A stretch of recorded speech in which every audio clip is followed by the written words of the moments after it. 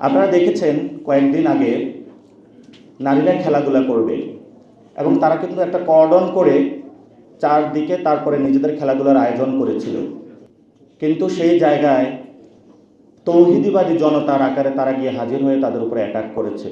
আপনার এমন কোন একাত্মবাদ যে একাত্মবাদের মধ্যে একজন নারীকে তার অধিকার থেকে বঞ্চিত রাখা হয়? আমাদের যারা মায়েরা রয়েছেন, বোনেরা রয়েছেন, তারা আমাদের চোখে আঙ্গুল দিয়ে দেখিয়ে দিতে চাচ্ছে যে আমরা আমাদের সমাজে বা স্টেটে বা সোসাইটিতে তাদের যে নিরাপত্তা দিতে আমরা ব্যর্থ।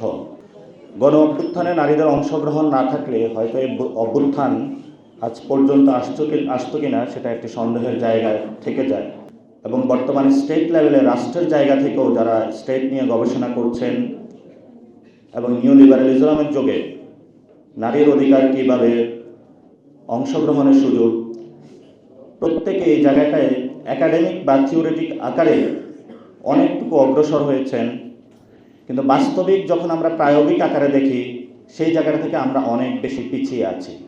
আপনারা দেখেছেন কয়েকদিন আগে নারীরা খেলাধুলা করবে এবং তারা কিন্তু একটা কর্ডন করে চারদিকে তারপরে নিজেদের খেলাধুলার আয়োজন করেছিল, কিন্তু সেই জায়গায় তৌহিদিবাদী জনতার আকারে তারা গিয়ে হাজির হয়ে তাদের উপরে অ্যাটাক করেছে। এখন আমার তাদের কাছে প্রশ্ন, আপনার এমন কোন তৌহিদ একাত্মবাদ যে একাত্মবাদের মধ্যে একজন নারীর এক্সারসাইজের বিষয় নেই? আপনার কোন একাত্মবাদ যে একাত্মবাদের মধ্যে আপনি সমাজের একটি অংশকে নিবৃত করে রাখতে চান? আপনার এমন কোন একাত্মবাদ যে একাত্মবাদের মধ্যে একজন নারীকে তার অধিকার থেকে বঞ্চিত রাখা হয়?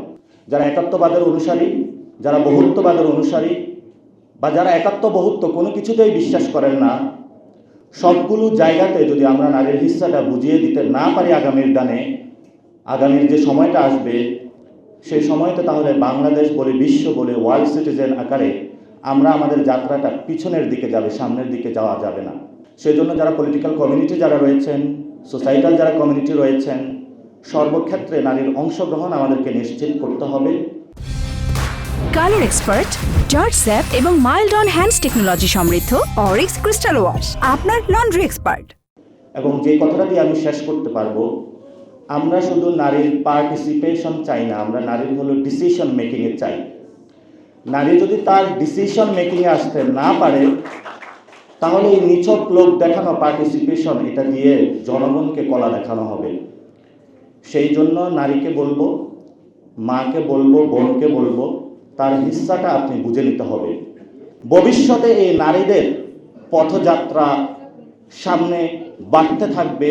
নারীদের বাংলাদেশ হোক, দক্ষিণ এশিয়াতে হোক, বিশ্ব মঞ্চে হোক, কোনো শক্তি নেই যে তাদেরকে প্রতিহত করবে। আমরা তাদের সেই জয়যাত্রা, মায়েদের, বোনেদের সাফল্য কামনা করে আমি আমার কথা শেষ করছি।